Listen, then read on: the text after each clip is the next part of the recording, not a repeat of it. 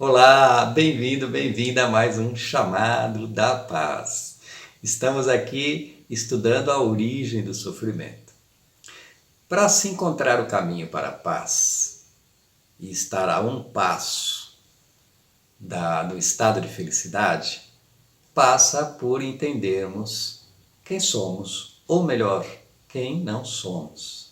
Pois esse, como vimos, é o primeiro obstáculo que nos impede de encontrá-la, que nos leva ao conflito, à ausência de paz, que nos leva ao sofrimento, ou seja, à infelicidade.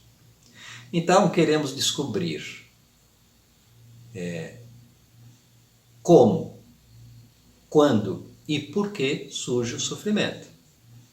Como o surgimento do self biológico que gera o self psicológico e, portanto, o sofrimento.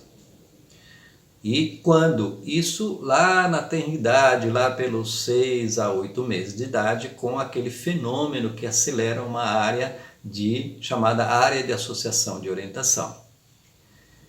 E por quê? Porque queremos voltar à plenitude.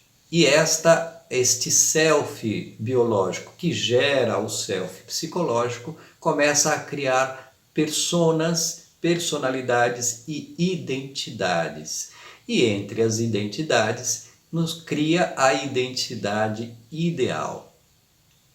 E essa multidão que existe dentro de nós está muito além de somente a identidade ideal. Vamos criando um monte de personalidades que, com certeza, muitas delas conflitam dentro de nós, gerando este sofrimento. Como é angustiante ser invisível, sem importância, desvalorizado, rejeitado. E como é delicioso o contrário, você ser reconhecido no meio da multidão por algo que você fez e se orgulha disso. Queremos provar nossa existência. Queremos dizer ao mundo, me vejam, olha, estou aqui. E a minha carteira de identidade, a minha digital, a minha íris única, o meu DNA, isso não é suficiente, porque alguém poderá dizer assim, nossa, ele disse e fez isso. Eu não o reconheço. Essa não é a pessoa que eu conheço. Por isso a gente tenta ocultar as nossas personalidades que nos desvaloriza e tentamos buscar prestígio, né? Vamos buscar prestígio no nosso sobrenome, né? No peso da nossa família. Nós vamos buscar prestígio nos lugares onde nascemos. Ah, eu sou de tal lugar, né? Nós vamos buscar prestígio nos compatriotas, nas pessoas que nasceram no mesmo lugar que nós, né? Ah, tá vendo ele? Ele foi meu vizinho, né? Ó, minha selfie aqui com ele, ó. Nós vamos dizer assim, ah, eu sou do país do samba, do futebol, né? Eu sou do país do Villa-Lobos, eu sou do país do Guimarães Rosa, do Ayrton Senna. Eu faço parte de um clube de futebol, como uma igreja, né? Eu sou católico praticante, eu sou evangélico, eu sou espírita, eu sou agnóstico, eu sou umbandista.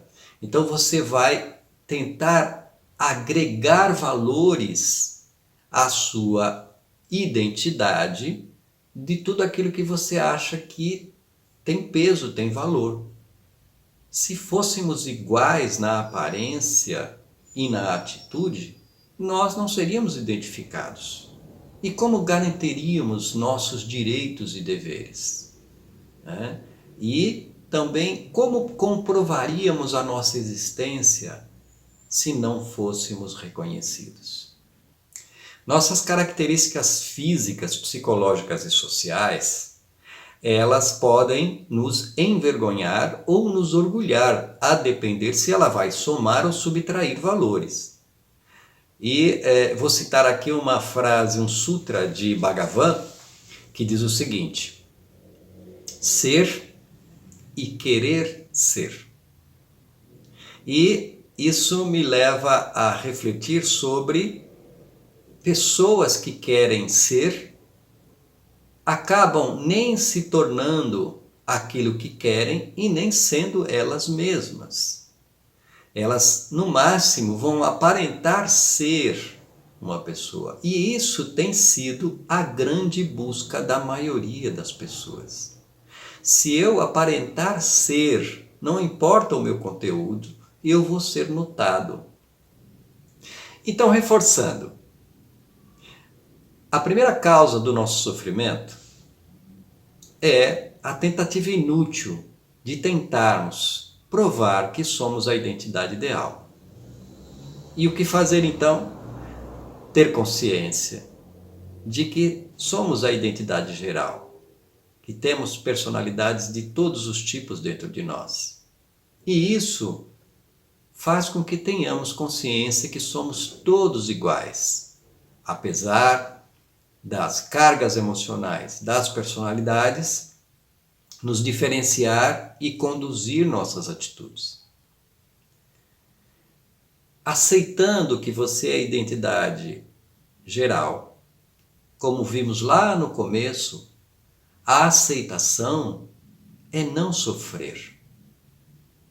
Então, esse é um grande passo para minimizarmos esta causa do sofrimento. E com a prática da contemplação e da observação, nós vamos, aos poucos, eliminando completamente esse sofrimento. Mas nós ainda estaremos nos culpando e estaremos condenando outras pessoas.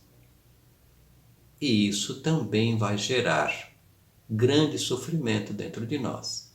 Mas isso é tema para os nossos próximos vídeos, que é a segunda causa do nosso sofrimento, é o veneno do condenar. Tá? Aguardem! Então agora vamos ao nosso Tira Dúvidas. Vamos lá?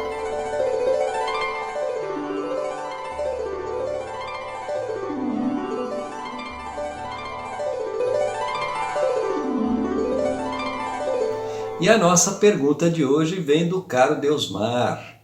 E ele pergunta: gostaria de fazer uma pergunta. Você pretende abordar o tema sobre sonhos, pesadelos, significados dos sonhos e se há alguma relação dos sonhos com premonições? Fique em paz. Você também, Deusmar, fique em paz. Muito bem. Eu não me sinto versado suficiente para falar sobre o assunto da premonição. Embora eu tenha vivido algumas experiências bem interessantes, eu sou artista plástico também, e a grande maioria das minhas inspirações vem ao despertar, ao acordar. Então, intuitivamente, eu acredito que sim. Porém, eu não tenho conhecimentos para explicar isso, a não ser algumas dicas sobre a física quântica, tá? Então, é muito provável, tá? Eu tenho abandonado minhas certezas, porque as certezas cegam, então eu vivo de probabilidades, né? Procuro ver o mundo através das probabilidades. Na física quântica se diz que cada vez que tomamos uma decisão, nós duplicamos o universo, criamos um universo paralelo. Tá? Então, eu acredito que esses universos paralelos, eles têm tempos diferentes. Então, às vezes, nós acessamos informações num universo paralelo que está num tempo um pouco mais adiantado, e quando voltamos temos esta sensação que chamamos de premonição. Tá? É uma das explicações que falam sobre isso, mas como eu disse, não sou versado no assunto. Outra questão é sobre os pesadelos. Aí sim posso dizer algumas coisas. Então, o pesadelo é consequência de personalidades carregadas, tá? Das nossas experiências do dia a dia. E por algumas razões, quando nós adormecemos, é acionado um gatilho. Às vezes por uma questão digestiva, por uma questão energética, né, de vibração, né? Por exemplo, no Feng Shui, como muitas pessoas chamam de Feng Shui, ele diz o seguinte: se você dormir com seus pés voltados para a porta, você pode acionar gatilhos de pesadelo. Tá? Ou se tiver uma corrente de água por baixo de você, da onde você dorme, também poderá acionar isso. Então você mudando a sua cama, mudando a posição dos seus pés, se eles estão voltados para a porta, isso vai ajudar a não ter pesadelos, se isso for uma constância. Muito bem, independentemente da razão do gatilho, trata-se de personalidades carregadas. E o medo, que é um tema que vamos desenvolver mais tarde, ele amplifica as cargas emocionais que temos. E por isso que, e também porque quando nós dormimos, as barreiras que retêm, né, que segura as nossas personalidades carregadas, elas são minimizadas e essas personalidades escapam do cerco e se manifestam. Tá? E ao acordar, nós vamos dar sentido lógico a esses sonhos, é como se a gente fizesse uma varredura e uma releitura lógica de tudo aquilo que a gente viveu. Né? E quando temos pesadelo, então significa que temos cargas nas nossas personalidades, cargas em excesso nas nossas personalidades. É necessário então descarregá-las. Mais para frente nós vamos abrir aqui no nosso canal uma sessão de meditações, entre elas meditações guiadas que vão ajudar a minimizar essas cargas emocionais. Obrigado, Deusmar, pela pergunta. Foi bastante ilustrativa e um grande desafio.